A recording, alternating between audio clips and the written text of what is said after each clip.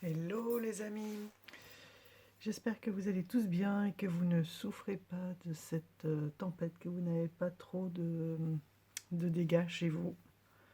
Allez, ça y est, tous prudents. On se retrouve aujourd'hui justement à propos de tempête pour parler de deux jeux sur les abysses. Donc d'abord le tarot des abysses d'Anatolian. Je voulais parler de quelques cartes en particulier et vite le présenter. Et vous présenter ce nouveau jeu, l'univers d'Annabelle, illustré par Laura Stoneheart, qui est l'oracle des abysses, que j'avais précommandé et qui est sorti hier et que j'ai reçu hier. Voilà. Et je trouve que forcément il se marie bien, on est dans du noir et blanc. Alors, Anatolian, oui, elle a un style que l'on aime ou qu'on n'aime pas. Voilà, je pense que là aussi, il peut être utilisé par période. Le livret, je vais le traduire aussi parce qu'il est vraiment très riche. Elle a une très belle approche qui vraiment pousse à se poser pas mal de questions. En ayant pris le temps de traduire quelques cartes, oui, vraiment ça vaut la peine. Ça vaut la peine d'aller creuser et traduire son livret. Parce que j'avais pas vraiment lu les cartes. Bon, j'avais travaillé avec un livret plus traditionnel sur le tarot. Voilà. Mais c'est vrai que son point de vue est vraiment intéressant. Donc il faudrait que j'arrive à trouver le temps de le traduire. Donc elle propose quelques tirages aussi. Qui sont assez intéressants. Je pense qu'elle a une profondeur et une façon très moderne de voir le tarot. Voilà, si vous voulez faire un arrêt pour traduire quelques tirages, ben oui, elle en propose deux. Et je vais vous montrer un petit peu les cartes. Donc là, on est dans un dos plus... Enfin, j'aime bien, parce que j'ai l'impression qu'elle met... c'est à la fois comme une créature des fonds marins. J'ai l'impression d'y voir des yeux aussi, des attributs féminins. Rien que déjà sur cette carte-là, il y a moyen, je pense, de réfléchir pas mal. Déjà de ressentir certaines choses.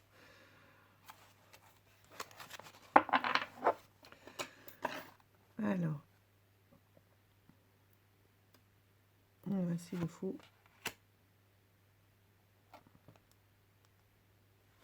On est quand même dans un élément qui est dans un cadre qui est très proche des éléments, justement, de la nature, de l'eau.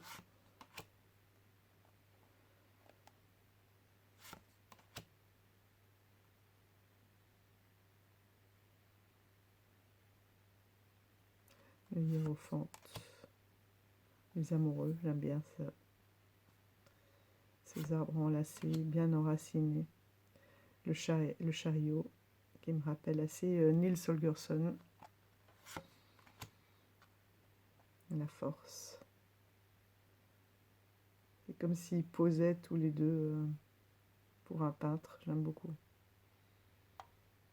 Là, on voit vraiment la force tranquille, la complicité. Que cette force doit être utilisée comme un atout.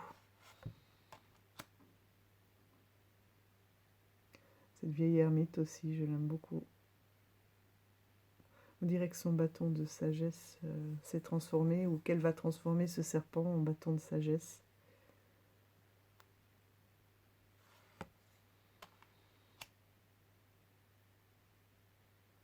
La roue de la fortune. La justice, là, dans son œil, en fait, on voit la balance de la justice. Et là, on se rend compte que la justice, oui, c'est toute une question de perception, en fait. Que c'est très compliqué de rester objectif, puisque forcément, on a son vécu. Le pendu, j'aime bien parce qu'on ne le voit pas, mais on voit ce qu'il voit, tout simplement. Donc ça, c'est la scène. Et on l'imagine faire le cochon pendu à son arbre, et voilà ce qu'il voit.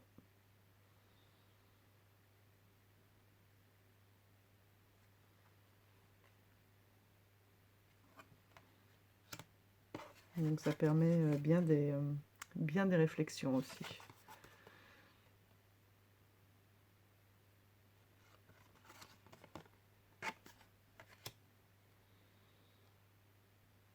J'aime beaucoup la carte de la mort.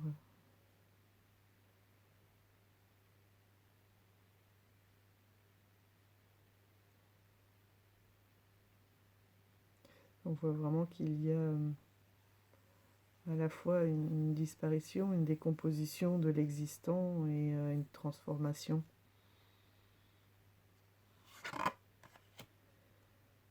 La tempérance.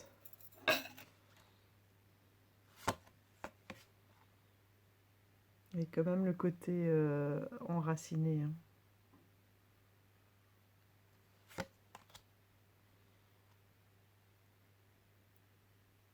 Cette carte du diable, je la trouve très forte.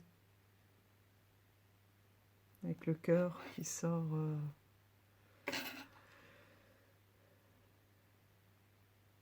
voilà, qui lui a sûrement été arraché, et en même temps qui s'ancre.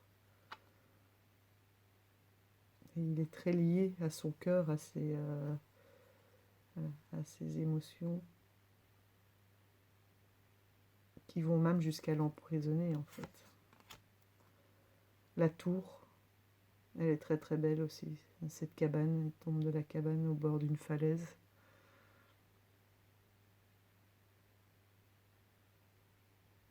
Et on voit que l'arbre a poussé, a repris ses droits et est passé à travers la cabane. L'étoile. Là aussi, c'est vraiment, on sent tout l'espoir qu'elle met dans cette connexion à l'étoile, à sa demande.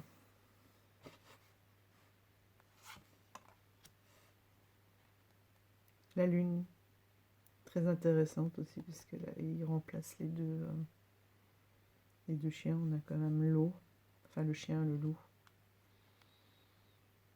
avec une connexion par l'esprit à la lune, qui a presque un visage humain, avec ses yeux, son nez, sa bouche.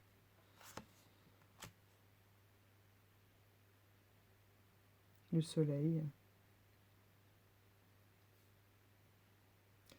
qui est très rural, hein.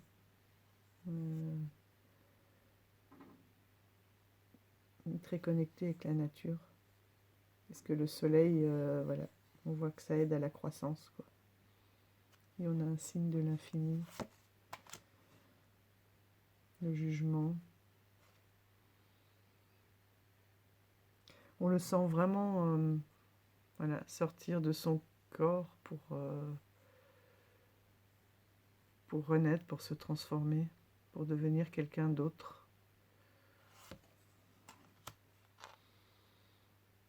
Et le monde, avec une ouverture, comme si on regardait le monde à travers le trou d'une serrure.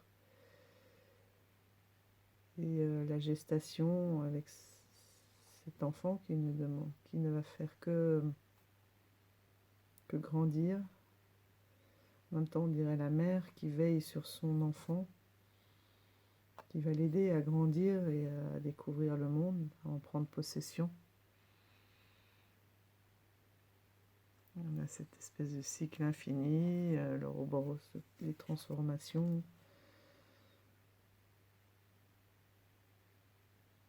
Enfin, beaucoup de choses à dire là aussi sur ces cartes. Alors là, on attaque les bâtons.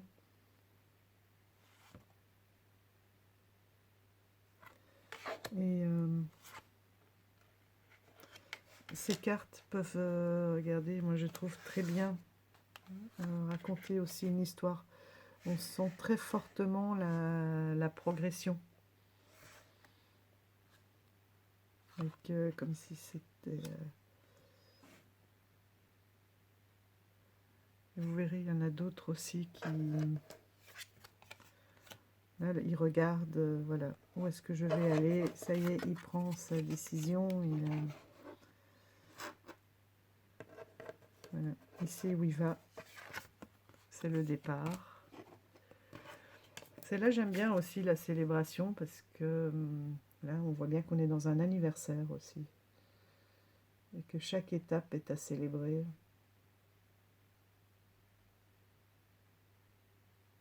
Ça peut être un anniversaire de mariage, un anniversaire tout court. Un anniversaire d'une création, d'entreprise, enfin de ce que l'on veut. Mais en tout cas, il y a voilà, cet esprit, je trouve là, qui est très clair, de fêter une évolution. Une évolution ou une continuation, quoi. Mais forcément, dans toute année qui passe, eh ben oui, il y a eu des hauts, des bas, des évolutions, des questionnements. Voilà. Mais forcément, on aura réussi à surpasser des événements. Et donc, voilà, c'est ça que l'on fête aussi. 5 de bâton, la discorde.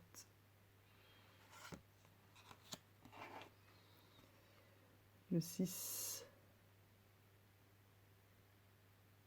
la reconnaissance, mais c'est aussi le fruit du travail, de la perfection, d'avoir dépassé ses peurs. Le 7 de bâton, on est bien dans le conflit là aussi. Mais il prend de la hauteur. Vous voyez, c'est comme s'il y avait une contre-plongée. Et oui, il se défend, mais il prend de la hauteur aussi.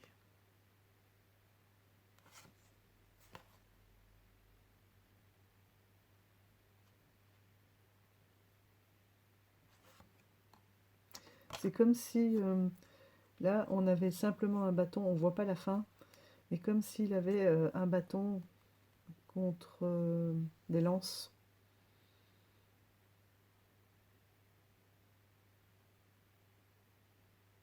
Donc ce sont vraiment des attaques, quoi, des pics. Et on ne sait pas vraiment d'ailleurs s'il va frapper ou pas, ou s'il va tourner le dos, grâce à la hauteur qu'il a pu prendre. Le 8 de bâton.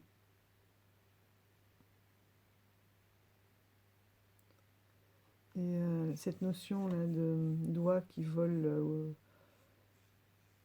aussi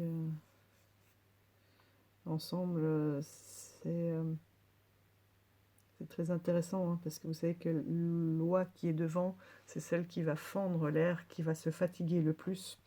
Et celui qui est derrière va profiter vraiment de l'inertie du groupe pour presque se laisser planer.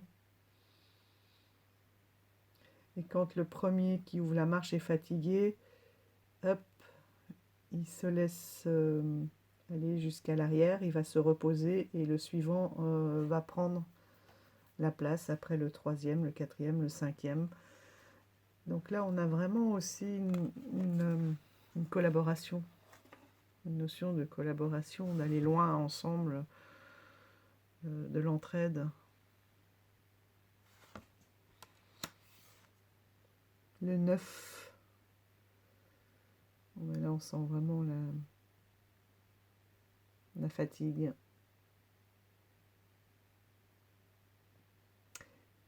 et en même temps, il prend appui sur ce qui le fatigue.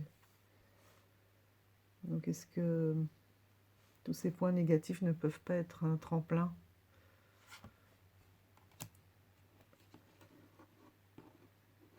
Voilà.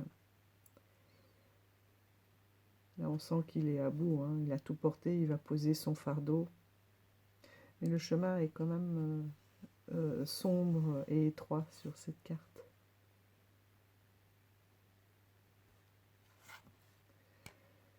Alors voilà, là on arrive avec le page de bâton. En fait, c'est les brindilles. Hein. Once, quand on le traduit, en fait, nous on dit bâton, mais quand on traduit once, c'est les brindilles. Donc elle ramasse ses brindilles dans la forêt. Ici, on la voit là derrière, occupée à ramasser ses brindilles, et en même temps, il y a le cavalier qui est là et qui va parler aux éléments de la forêt. Ensuite, on a la reine de brindilles. Donc là, elle a accumulé, elle a ramassé toutes ses brindilles et elle va les mettre en place. Elle va les mettre en place pour allumer un feu, et c'est le roi, voilà, qui a dû avoir le pouvoir du feu, toute la sagesse, toute la force mentale par cette fée ou ce petit élément. Je ne me souviens plus le nom, c'est pas des trolls, c'est des. Enfin, voilà, c'est ce personnage rencontré dans la forêt, qui est un elfe de la forêt, qui va lui transmettre ce pouvoir d'allumer le feu et de le contrôler surtout. Parce que là, il est dans le contrôle. Ouais, c'est un jeu que j'aime beaucoup. Et on voit bien que là, ça fait toute une scène avec la forêt sombre un peu dans le fond.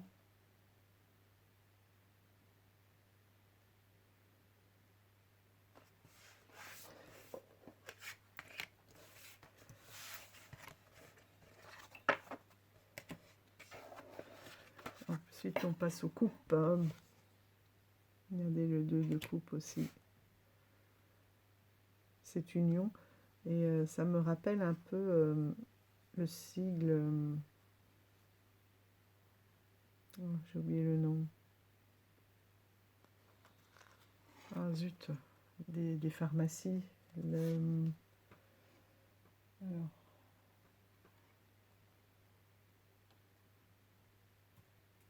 Je vais vite regarder, mais c'est pas le calice. Caducé. Le caducé. Oui, le caducé, la croix. Enfin, parce qu'ils ont ces coupes, et un petit peu comme ces serpents qui s'entrelacent là voilà. Du caducé, donc de l'entraide, de la bienveillance. Le 3 de coupe. Là, j'aime bien aussi parce que on a des générations complètement différentes. Et le fait qu'elles entrechoquent leur coupe et que ça se mélange, c'est comme s'il y avait un transfert de savoir, de connaissances. Et on peut très bien, cette main comme ça qui est tendue, c'est comme si c'était nous en fait, qu'elles viennent, les différentes femmes, les différentes étapes de notre vie. Ou femmes qui nous entourent. J'aime beaucoup. Le 4 de coupe. On ressent bien la lassitude, la nostalgie. Même l'arbre s'y met pour essayer de le sortir de son état. Voilà. Là, on sent bien qu'il est au bout du rouleau, et puis on voit qu'il est sur une falaise, quoi. Là, c'est la dépression. Voilà, il a beaucoup de choses qui se renversent autour de lui, des émotions qu'il n'a pas forcément pu maîtriser, ou qu'il a repoussées volontairement, jetées à terre. Est-ce qu'il se concentre uniquement sur ses manques, qu'il ne voit pas là, à côté voilà. Le 6 de coupe, là on voit clairement qu'on est dans les pensées, la nostalgie, le passé.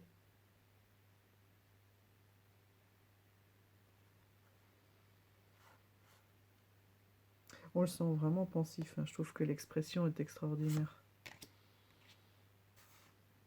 Le 7 de coupe.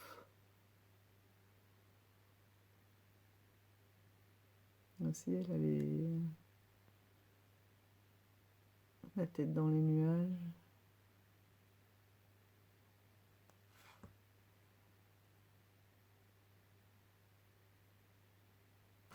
Le 8 de coupe. Voilà. On voit bien, hein, elle tourne le dos. Et hop, avec nonchalance. Ça y est, elle est décidée. Elle tire un trait. Le 9, elle peut enfin contempler et apprécier tout son cheminement jusqu'à la plénitude.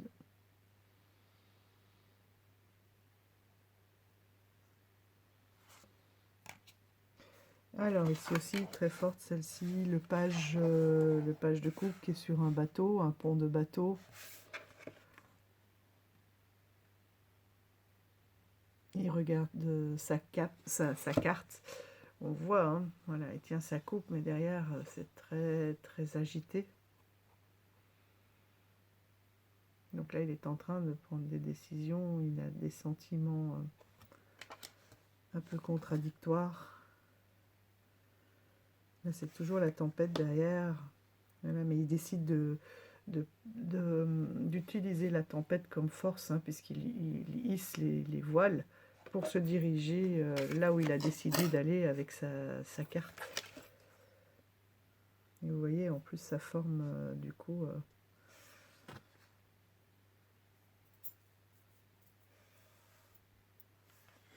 voilà, toute une histoire sur ce ponton. Là, il semble un peu plus maîtriser ses éléments. Voilà. Et là, il prend vraiment possession de son navire, hein, de ses émotions.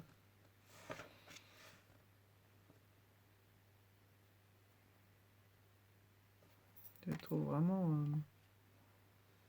vraiment fort, ce jeu.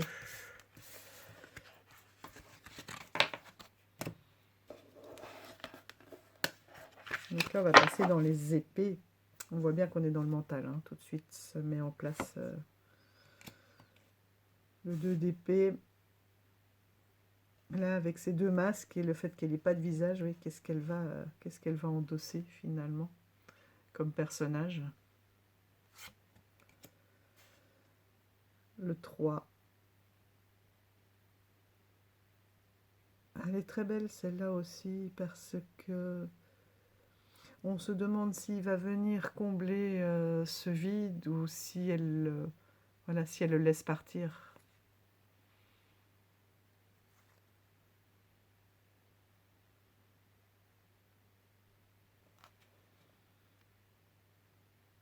Et les épées sont en bas, quoi. Il ne va pas transpercer. Voilà, je trouve que c'est tout en finesse et en profondeur. Le 4, là, on voit vraiment aussi, voilà, on est dans le mental, quoi. Il y a pas le 4.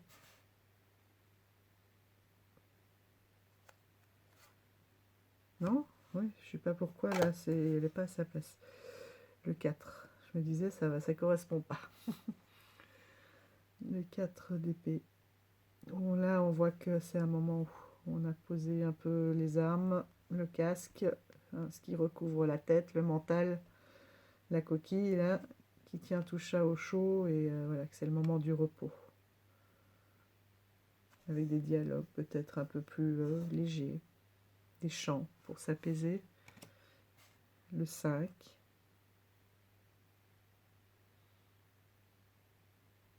Là aussi, cette notion de découverte, de curiosité, et en même temps, voilà, un peu de cruauté, hein, de tenir ce papillon qui aurait besoin de liberté, bien enfermé dans un bocal.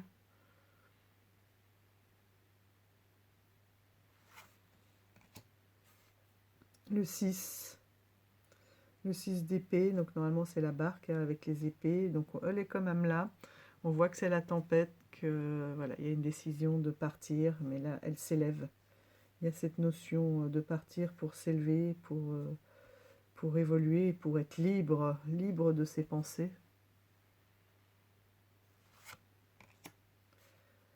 Le 7, le vol. Qui a-t-il volé? Est-ce qu'il ne s'est pas volé lui-même finalement? Le 8.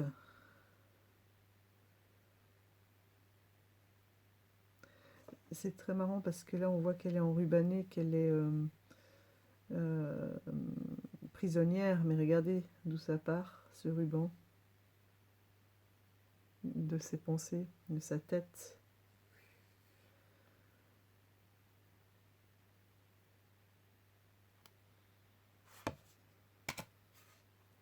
Le 9, oui, là on voit bien qu'elle est prise à ses propres peurs, angoisses, qu'elle est vraiment dans le tourment, hein. Elle ferme les yeux, donc il y a un moment donné, elle va se réveiller.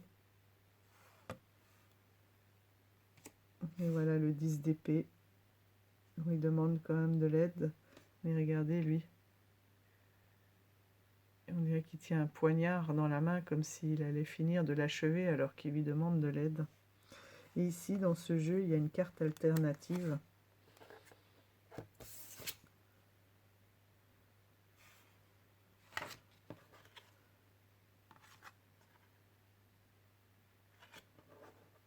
Ah, mais avant de vous parler du 10, c'est ça. Le 3, en fait, il y a aussi là une carte alternative.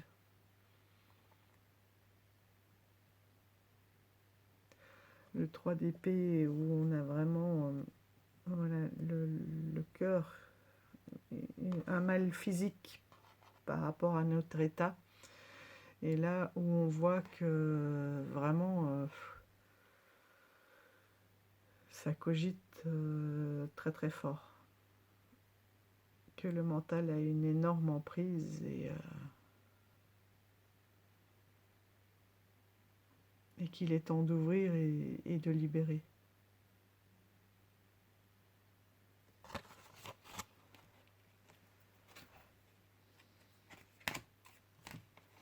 Et là, voilà, donc ça c'est la deuxième série de cartes alternatives que j'aime beaucoup. Et là, je voulais vous lire un petit peu une traduction. Comme ça, vous allez vous rendre compte un petit peu aussi des capacités du livret. Alors, pourquoi sur celle-ci? Parce que ça, c'est la carte qui m'a fait acheter le jeu, que je trouvais très, très, très puissante. Alors, d'abord, donc la version traditionnelle, donc dans le Rider-Waite, le personnage présenté est poignardé dans le dos, allongé sur la terre.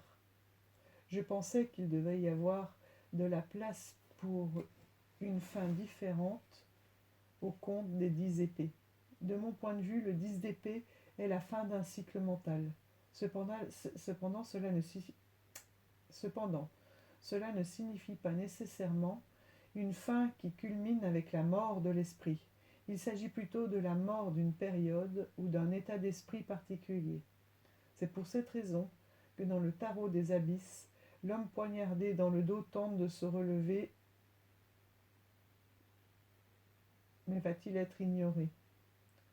Enfin, comme cette carte a de multiples interprétations possibles, je vous suggère de réfléchir à sa position et à son placement au sein de la lecture.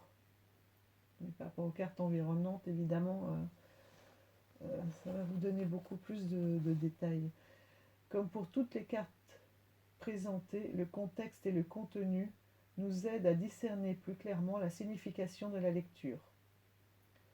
Il tend la main d'un air suppliant. Qui est-ce ce personnage? Est-il venu aider l'homme ou est-il un ennemi coupable de l'avoir placé dans sa situation actuelle? Le 10 d'épée n'est pas une carte facile à recevoir. Elle a un certain nombre d'interprétations qui peuvent être plus clairement déterminées à partir des cartes entourant la maladie, entourant la maladie ou l'être poignardé dans le dos. Et un être cher ou un ami sont quelques-unes des interprétations possibles de cette carte. Cela indique une fin quelconque. Celui qui vous a imposé et dont vous n'êtes pas particulièrement heureux. Ah oui, une fin quelconque, donc d'une situation qui vous a été imposée et dont vous n'êtes pas particulièrement heureux. Qu'il s'agisse d'une maladie contre laquelle vous luttez ou d'une circonstance malheureuse, cela a actuellement un impact significatif sur votre vie.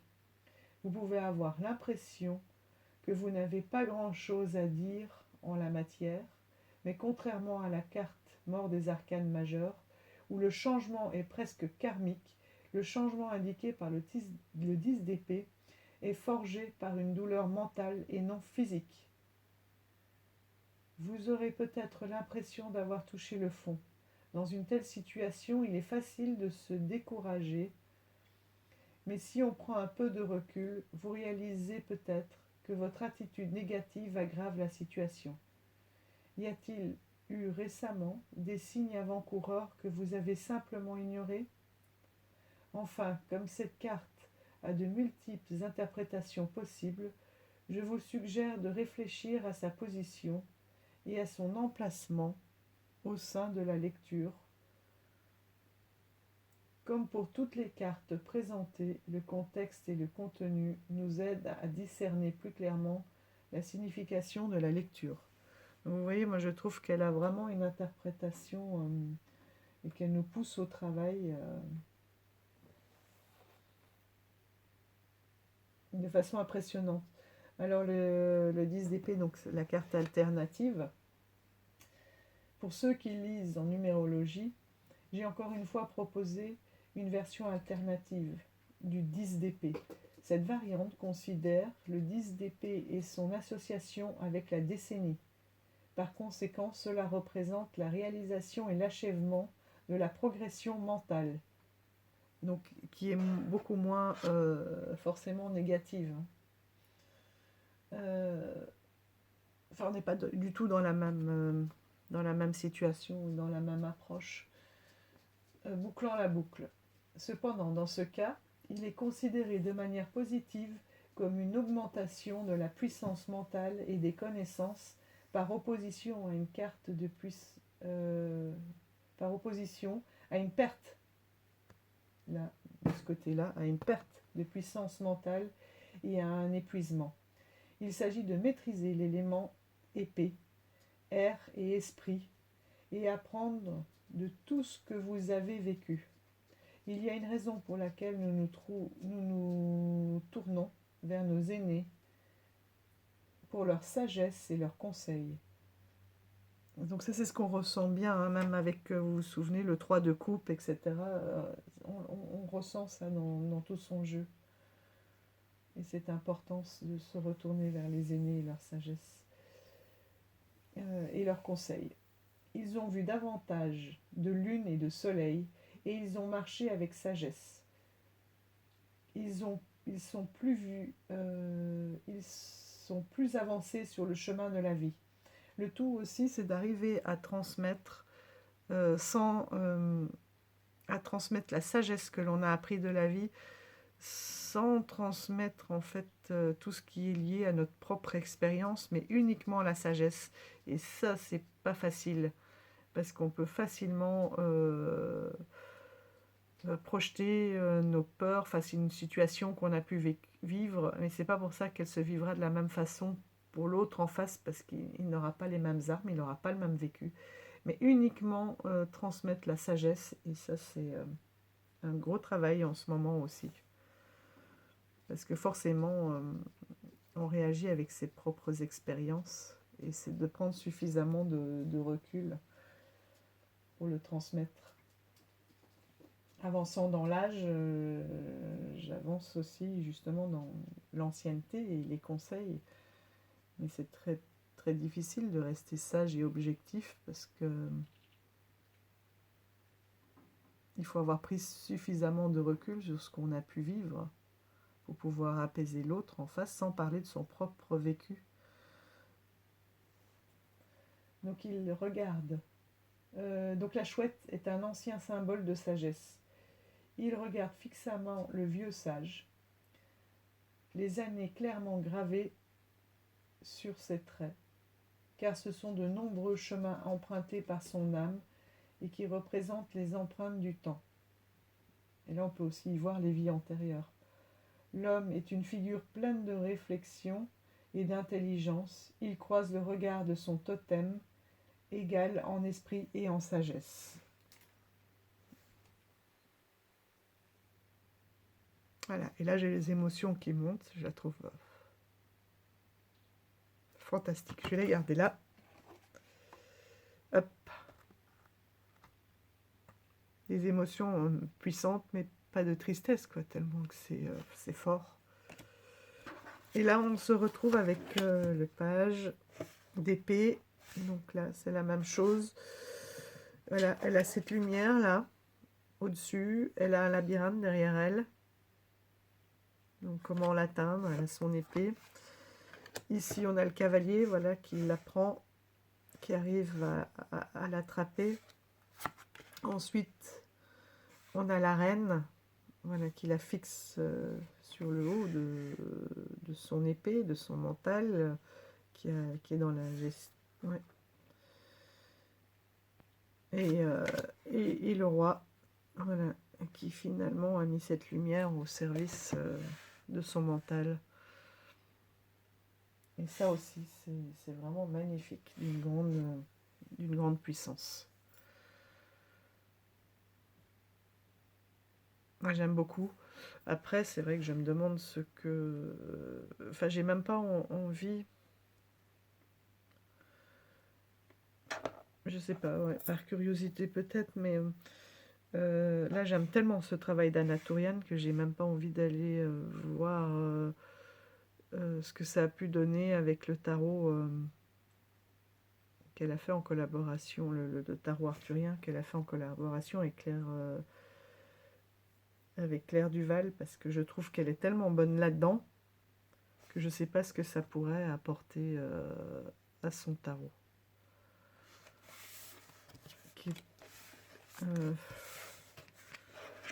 Qui est à part, qui est un élément... Enfin là, elle est tellement dans son élément que... Enfin, moi, je le trouve tellement puissant, je me dis que voilà, c'est une œuvre unique et qu'elle doit devenir assez unique. En même temps, je comprends qu'elle a envie de créer d'autres choses. Mais... L'As de Pentacle, là, elle est magnifique aussi. Est-ce que vous avez la pomme? Et regardez là, le tronc d'arbre, c'est un homme. Et qui va donner lui aussi des pommes, des fruits. Donc là, on a le 2 de Pentacle.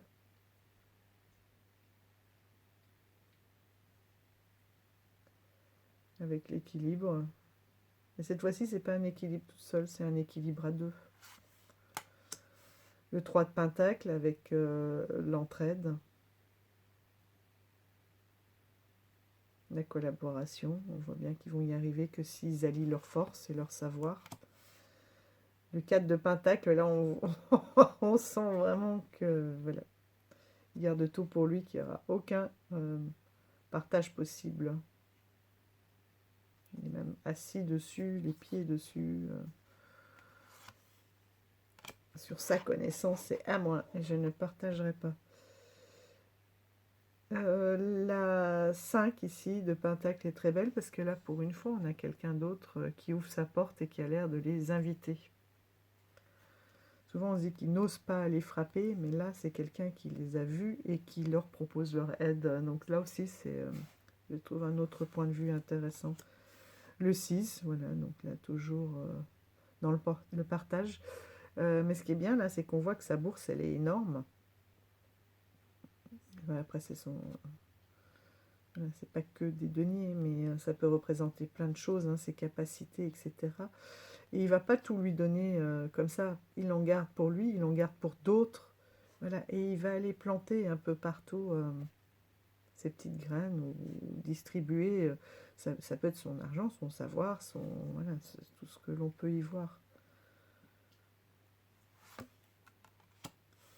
La 7 de Pentacle. Dans le four à pain, qui était avant, en tout cas chez mes parents, un four qui était communal, si vous voulez, que l'on trouvait, qui était au milieu des autres habitations. C'était rarement... et tout le monde venait y cuire son pain. Où on venait y cuire le pain pour le village. Donc là aussi, on voit qu'elle est heureuse, qu'elle prend soin, qu'elle s'applique, qu'elle fait son pain avec amour. Mais on sent aussi qu'il va y avoir un partage.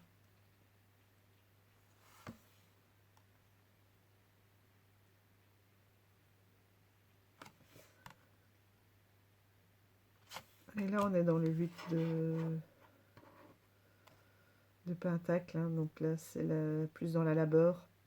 On voit que c'est quelque chose de plus dur, de plus physique, qui va prendre du temps à sculpter et à façonner.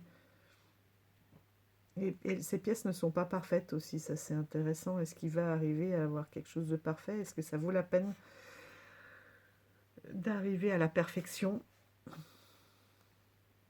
Est-ce qu'elles sont pas belles comme ça, avec leurs petits défauts? Voilà, et il les empile jusqu'à créer... vous voyez là, ce mur, il ne faut pas qu'il l'enferme. Il faut qu'il parte, que ce soit une ouverture, et pas qu'il s'enferme là-dedans. Le 9 de Pentacle. Ouais, ben là, c'est le don, c'est la grâce, la protection. Elle est tellement bienveillante, cette carte. Et le 10. Regardez ici, il y a les petits, la famille, ils vont prendre l'échelle. Et ça continue dans la seconde main. Là, celle-là, elle est aussi tellement puissante. Avec les racines qui s'entrelacent. Voilà, toute cette ouverture, toute cette entraide. Et là aussi, regardez, on a une main plus ancienne et une main plus jeune. Donc elle est vraiment dans cette transmission de connaissances, de savoir des ancêtres et des anciens et des ancêtres. Et on finit donc avec le page. Regardez là, il y a le cavalier déjà qui arrive, il y a la montagne, hein, tous les symboles, voilà, des obstacles, etc. Et il trouve une clé là sur cet arbre avec un bout en pentacle. Voilà. Ensuite, ce cavalier, donc là il trouve la clé, il la met autour de son cou, il part. Que va-t-il en faire? Finalement, cette clé, elle ouvre une porte de laquelle... qui ouvre une porte sur la terre et de laquelle les pentacles, les graines, parce que ça peut être la graine de tout, hein, de n'importe quoi, du savoir, de l'amour, de tout ce que l'on peut planter. Voilà, elle ouvre cette porte du pain, voilà, c'est ce don de la terre, hein, finalement, de pourquoi on est là aussi. Peut-être qu'elle a trouvé son chemin de vie, et le roi la place sur son cœur, quoi. C'est d'une puissance extraordinaire. Voilà pourquoi j'aime ce jeu. Au début, je trouvais les graphismes très durs, et plus je le regarde, plus j'aime ces graphismes, en fait. parce qu'il y a tellement de choses qui s'entremêlent, même dans le graphisme, quoi. Je trouve que c'est d'une puissance. Et là, on voit bien que ça se poursuit. Regardez la racine de l'arbre, ici l'eau. Voilà, c'est vraiment une histoire. Et on voit très bien l'évolution, quoi, de jeune, de l'ado, de l'adulte et du vieux, de la vieille. Voilà, l'évolution qu'on pourrait avoir dans une vie. Sauf que là, l'ado, il est quand même maîtrisé, il part pas dans tous les sens comme sur le rider. Il est sur son cheval, hop. Enfin, dans le rider Wade Smith traditionnel, il est sur son cheval, hop, il s'en va. Non, là, il avance tranquillement et sûrement. Ouais, je l'adore ce jeu. Voilà. Donc ça, c'était pour le tarot des abysses d'Anatorian. Et ensuite vient ce nouveau jeu. Donc là, je pourrais moins vous en parler, ce qui est plus nouveau. Dans un coffret bleu, c'est aux éditions Exergue, 24,90 €. Du groupe Très Daniel. Donc il y a 44 cartes. Donc c'est Laura Stone Art qui a illustré. Donc c'est pour aller explorer les abysses de son âme.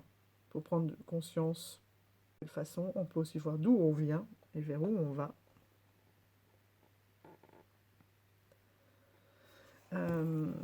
C'est pour ça que je vais forcément le mixer avec celui-ci. Pour le livret, j'ai pas encore tout exploré, hein, mais j'ai vu déjà, ce qui est intéressant, c'est qu'on a le mot-clé. Je vais prendre la première, puisqu'elle est là. Le mot-clé qui est repris sur la carte. Donc vous voyez, ici, vous avez encre, arrêt, temps de pause, avec une phrase clé. Ensuite, vous avez d'autres mots-clés. Vous avez le message des abysses, le message au niveau du travail, le message au niveau du sentimental, en fonction de ce que voilà, de votre question, et la réponse au niveau du spirituel avec un petit mantra. Donc là, par exemple, aujourd'hui, j'apprends à inspirer, à souffler et décompresser dès que j'en ressens le besoin. Si une situation est bloquée, cela ne sert à rien de me frustrer. Je porte mon attention sur ce qui est bénéfique pour moi et mon propre bonheur.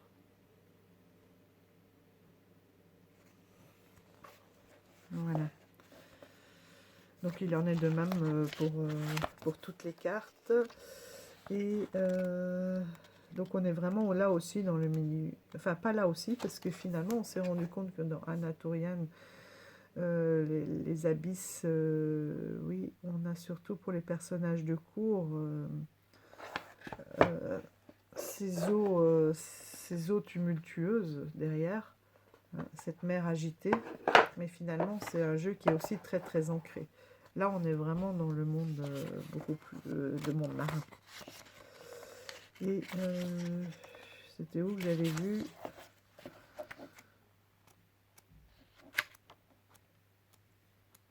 Non, j'avais pas vu. Il n'y a pas de tirage possible. Il ne propose pas. À moins que ce soit sur le site de l'auteur. Ouais. Voilà. Donc, il y a quand même un bon livret. Hein. Vous avez vu, pour chaque carte, on a la représentation de la carte. 1, 2, 3, 4 pages. Bon, après, ça fait la taille de l'oracle. Hein. Voilà. Donc, voici le dos simple. Alors ça, c'est la dernière carte qui était dans le paquet. Donc vous voyez, je pense qu'elle va avoir des traces d'usure. Ça, c'était celle qui était au fond dans la boîte. Et elle a déjà des petites traces. Mais bon, voilà. C'est peut-être un noir qui ne va pas forcément tenir longtemps. Les autres sont impeccables. Donc là, on a la corde avec un nœud marin. Les tranches sont bleues, un peu holographiques. Enfin non, bleu brillante. Elles sont belles. On verra si ça va tenir dans le temps, mais bon. Voilà, sinon ça sera des traces d'usure. Hein. Donc je vous les présente rapidement. L'encre, donc le temps de pose, on sent bien aussi la lourdeur. Mais pour moi, l'encre, c'est aussi au fond de la mer, hein, un ton de pose dans le fond. Hein. Hop, celle-ci, je vais... On va garder là, mon petit bout. La baleine, la prospérité, la rencontre du bonheur. Ouais. N'est-ce pas, Marie-Françoise qui rêve d'aller à la rencontre des baleines, et je pense que ce n'est pas la seule.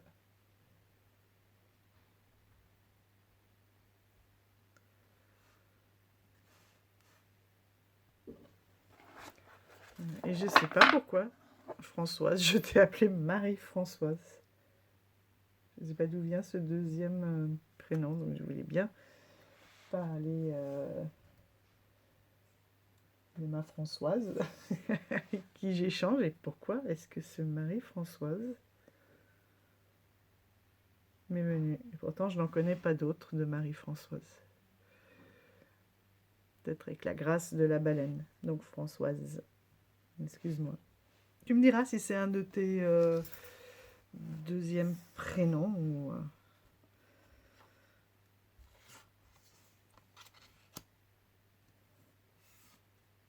Alors, la bouée.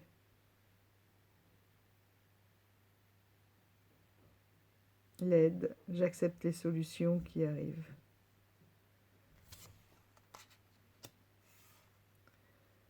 Bouteille à la mer, j'accueille les messages de l'univers. Oui, parce que celui qui le recevra, c'est vraiment très aléatoire. Hein. Les choristes, le futur, bah oui, parce qu'on sait que dans les dons divinatoires, enfin dans les dons, dans la divination, ils sont utilisés pour ça. Pour prédire le futur. Et là, quand on a le futur est en chemin, en gros, parfois, voilà, ce qui doit arriver arrivera, quoi. C'est pas toujours la peine de vouloir le contrôler.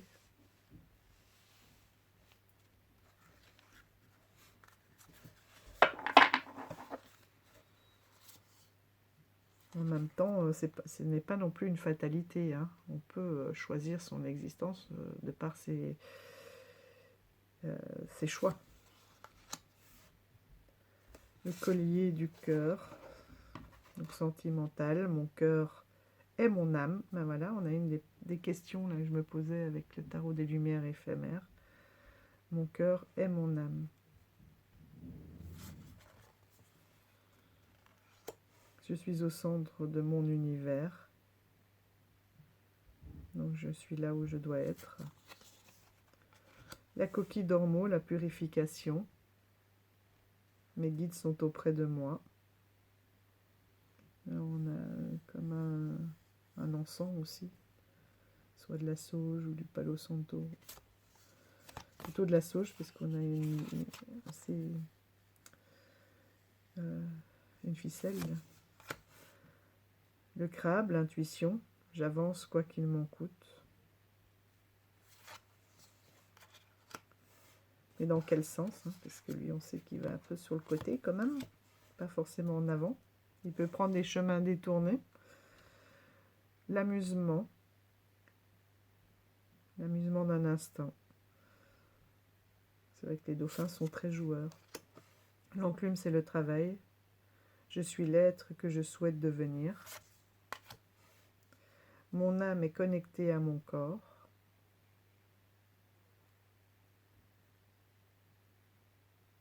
Oui, par le cœur, par le biais du cœur.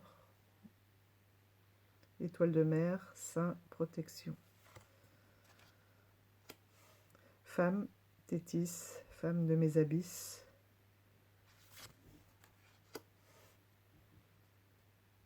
Femme bonnet, hiver, l'hiver est là. Femme au chapeau, c'est l'été. L'été est là. J'ai vu que c'était aussi la datation, hein, pour ceux qui veulent faire de la divination, donc dans les 3 mois. L'automne est là, femme au parapluie. Et j'aime bien cette mer agitée derrière. Là, elle est beaucoup plus calme. Là aussi, l'hiver, j'aime bien. Je trouve que se prendre un bol dans main à l'automne ou à l'hiver, c'est magnifique aussi. Un bol d'iode qui fouette bien. Et après, on rentre. Un petit feu ouvert, un petit chocolat chaud. La femme en robe au printemps. Donc là, elle n'a pas sa tête couverte. Le printemps est là, la douceur. Là, ça va parler à un certain nombre d'entre vous. Fort Bayard, les limites. Suis-je en prison ou libre? Oui, parce qu'autour, il y a quand même une énorme étendue. La fourchette, la solution, tout est juste. Là, forcément, ça me fait penser au tire-bouflex de la petite sirène.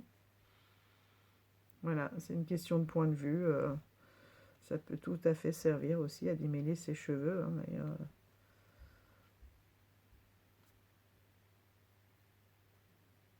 J'aime bien. Ouais, une solution qui est parfois détournée, inattendue, une adaptation. Le gouvernail, c'est la direction. Je garde le cap en suivant mon âme. Et c'est bien parce que le gouvernail, voilà, il tourne. Hein. Ça évolue, ça tourne, on peut changer, revenir, repartir. Les harpons, c'est la dualité. Je suis libre d'arbitrer ma vie. Je suis libre arbitre de ma vie. Ouais. Le harpon, c'est harponner, c'est aussi s'attacher, c'est combattre, c'est l'utiliser pour se nourrir, hein, pour la chasse, pour la pêche. C'est une terrible arme aussi qui peut blesser. Ouais. Pour ça, dualité, ouais. L'hippocampe, la naissance. Je couve ma renaissance.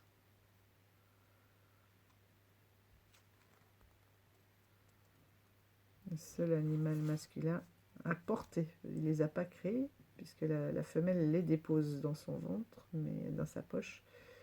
Mais c'est l'homme là qui les porte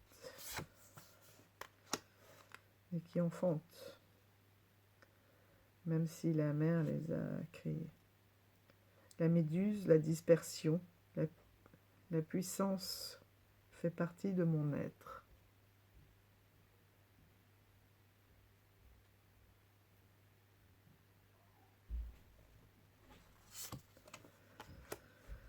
Le miroir, le passé. Oui, là c'est le miroir pour regarder, c'est aussi derrière soi, le passé. Je tire des leçons du passé. Et en même temps, vous voyez, là il est un peu brisé, ça me rappelle, il a un effet vieilli, décollé, vous savez, comme quand les fonds, les pellicules dorées derrière les miroirs un peu vieillissent. Pardon. En effet, ça fait comme ça des petites rayures, des craquelures. Et en même temps, ben voilà, en prenant de l'âge, nous aussi, notre peau se marque, et notre peau se marque de tout. Elle se marque du temps qui passe. Si on a beaucoup rigolé, voilà, on aura les rides du bonheur autour des yeux, de la bouche. Quelqu'un qui a toujours été tendu, la ride du lion. Enfin, voilà, et en se regardant et en regardant aussi nos propres rides, ça marque aussi, ça parle en effet aussi du passé. Donc on peut aussi se regarder soi et s'analyser. Et voir comment le passé nous a marqué. Quelqu'un qui a eu des excès, comme l'alcool ou autre, va aussi avoir un peu... être plus marqué sur le visage, avec quelqu'un qui a peu dormi, qui a été soucieux, les cernes... l'alcool, oui, ça peut être un peu les coupes roses, des yeux jaunis, enfin bon, voilà, ça marque.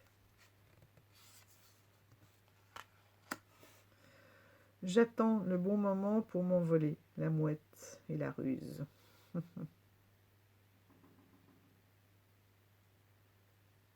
Ça, c'est génial sur les grandes plages, là, quand il n'y a personne, on peut prendre des bouts de pain, on s'amuse avec les enfants à les tendre, parce que forcément, quand on mange sur la plage, ils viennent et on tend les mains en l'air et ils viennent comme ça, ils attrapent le bout de pain. C'est fascinant. Et en effet, elles attrapent en vol, quoi. Vivons heureux, vivons cachés. La murène, le mystère.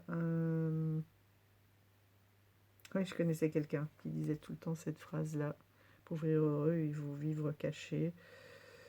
Ouais, je ne sais pas encore trop comment me positionner parce que oui, il vaut mieux être discret, mais en même temps, quand on est naturel, on a des élans comme ça et on a envie de partager. Donc mais attention quand ils disent justement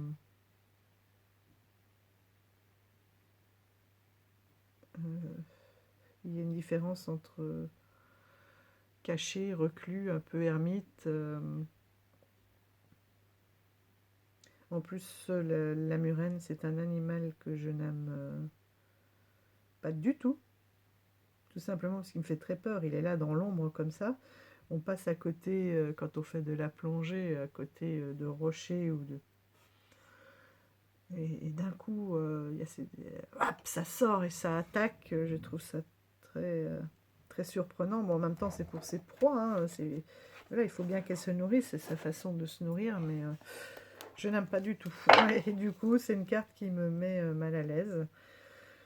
Donc, à travailler. Vous aurez peut-être d'autres ressentis, vous pourrez me dire.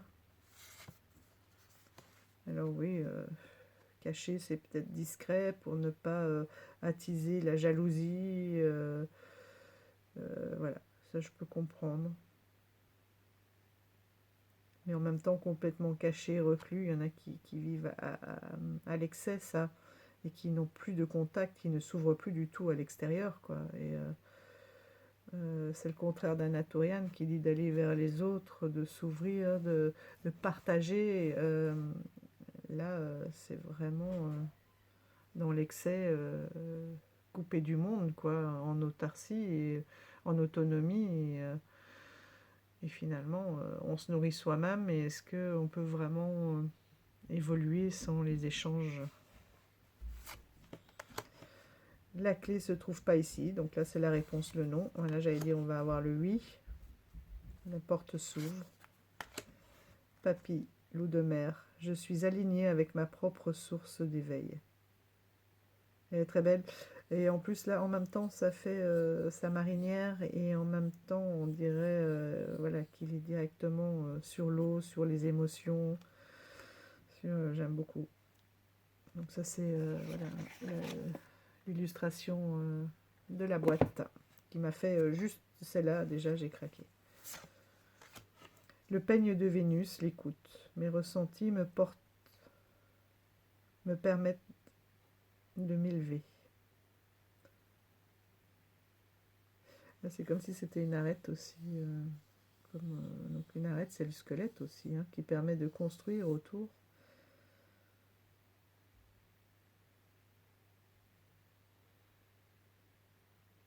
Quand on le colle à l'oreille aussi, on entend les murmures de la mer.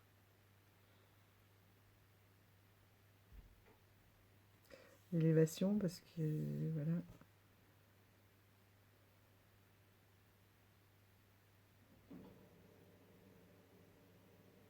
Là, j'y vois une vulve aussi.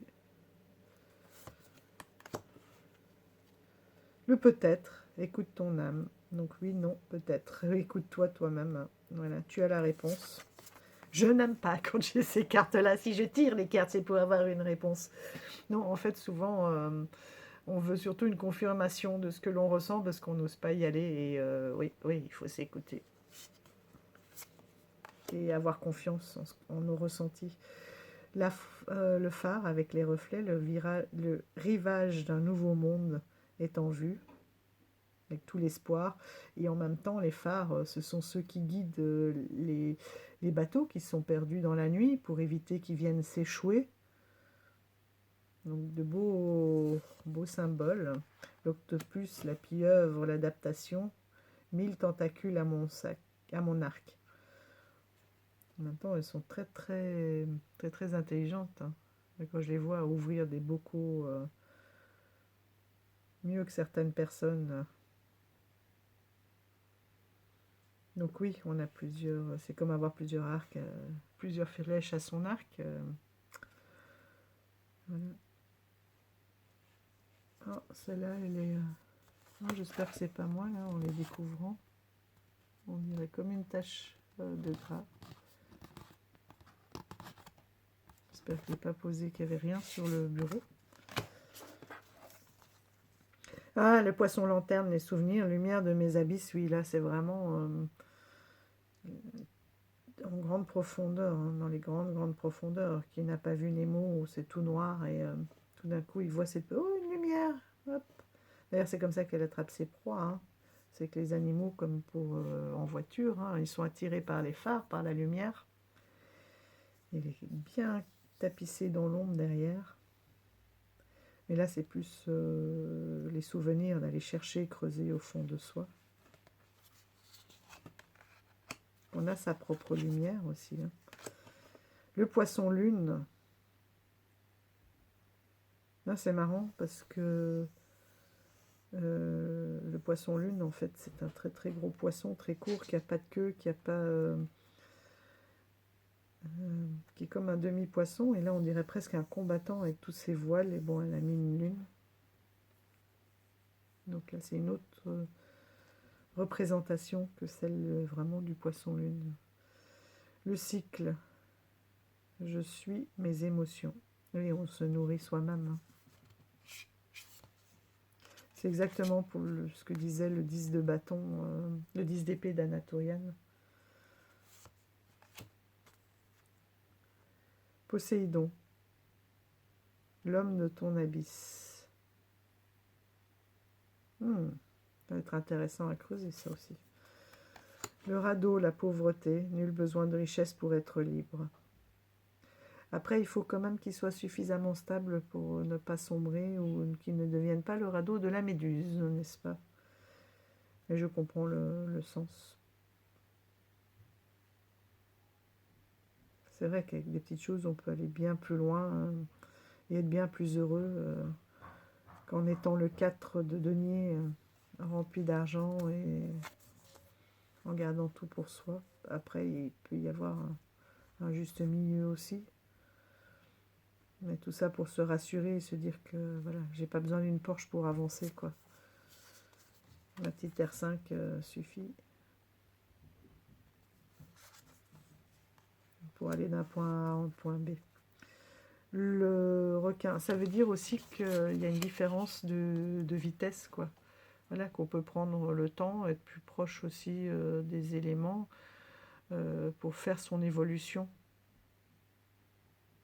Parce qu'un gros bateau il ira plus vite, un moteur il fait plus de bruit, il va plus vite. Là, c'est plus tranquille, plus dépendant aussi des éléments, pas dépendant, en interaction.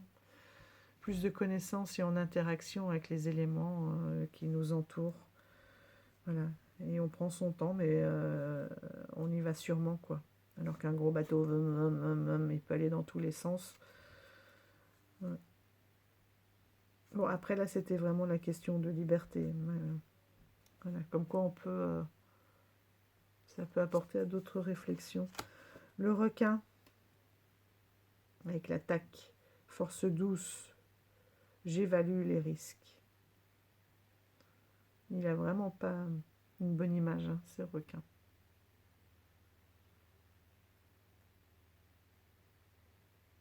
Ils ont marqué quand même force douce pour un peu équilibrer, mais...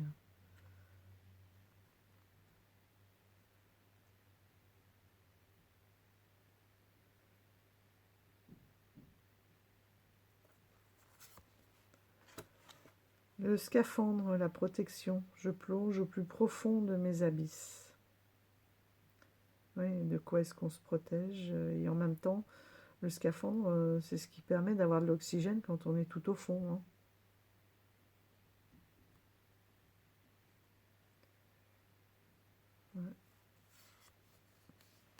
qu'est-ce qui peut... ça rejoint un peu la lumière, là. Voilà. Qu'est-ce qui me donne de l'oxygène quand ça va pas? Et se raccrocher à ce côté positif. La sirène, le chant du monde, je sais qui je suis. S'affirmer fièrement.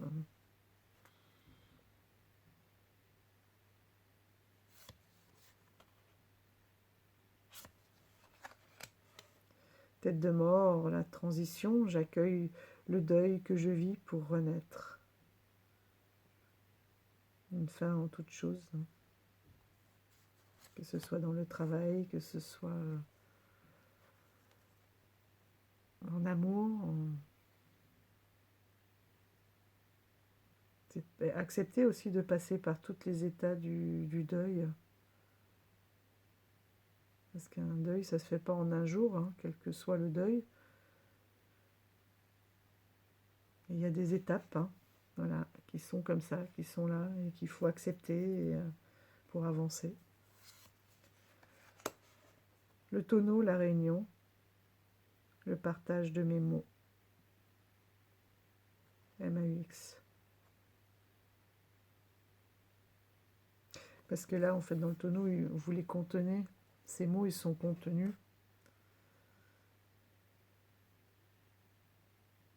Et c'est comme un bon vin, il est bon quand il est partagé.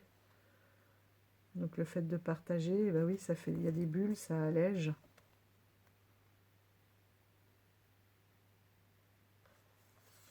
C'est l'aide aussi, hein, qui était dans l'anatorium. La tortue, la connexion. La vie accompagne mon cheminement.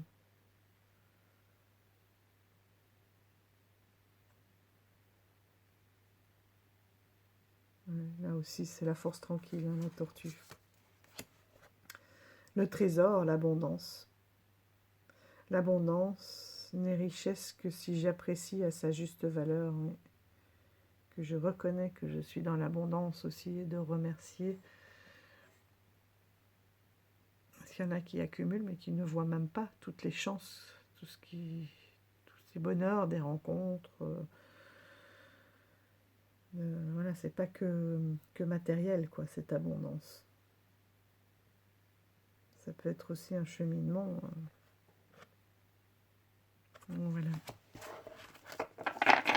Et Françoise, et j'allais redire Marie-Françoise. Hein.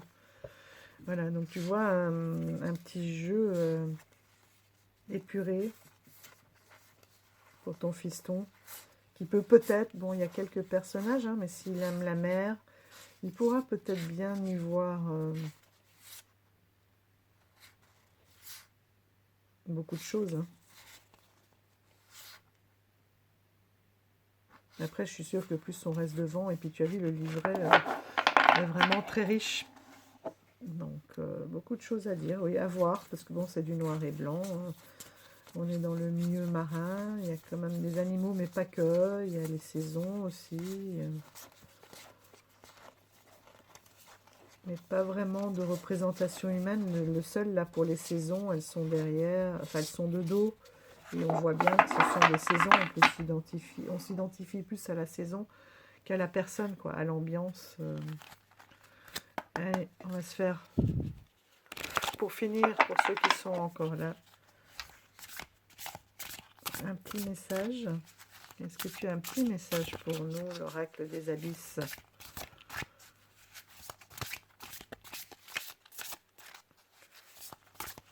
Et ça, je pense que c'est un... Comme il est en noir et blanc, c'est un jeu qu'on peut vraiment sortir à toute saison, quoi. Oui, c'est la mer, mais c'est aussi la mer l'hiver, c'est le printemps. Ah, il y en a trop. Une petite carte, s'il te plaît.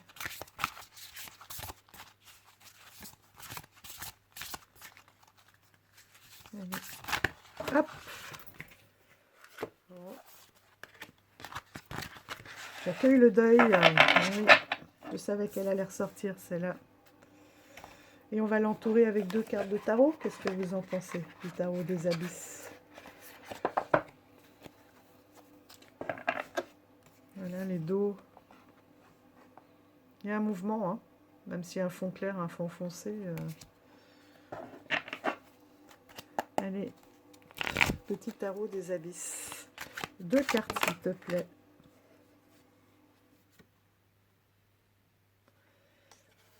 Ah bah. Voilà.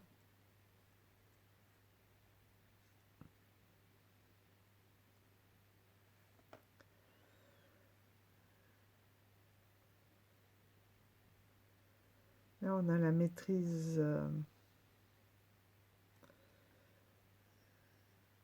C'est comme s'il fallait, oui, mettre fin à quelque chose, accepter de mettre fin à quelque chose pour pouvoir d'un côté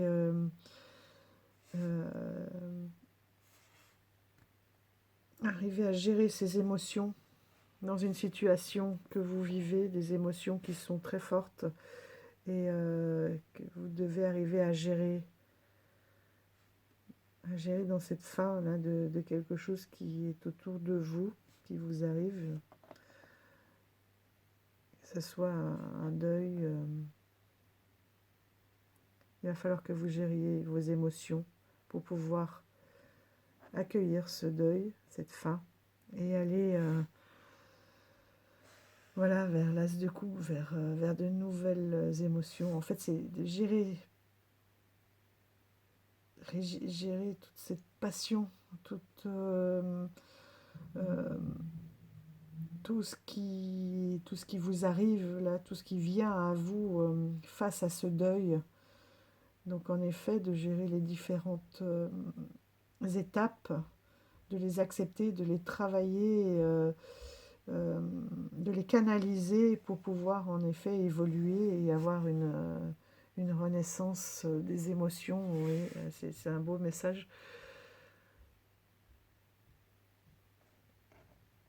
D'arriver vers...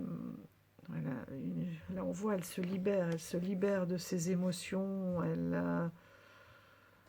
il y a l'eau en même temps, c'est la purification, elle va vers quelque chose d'autre, quelque chose de nouveau, qui est magnifique.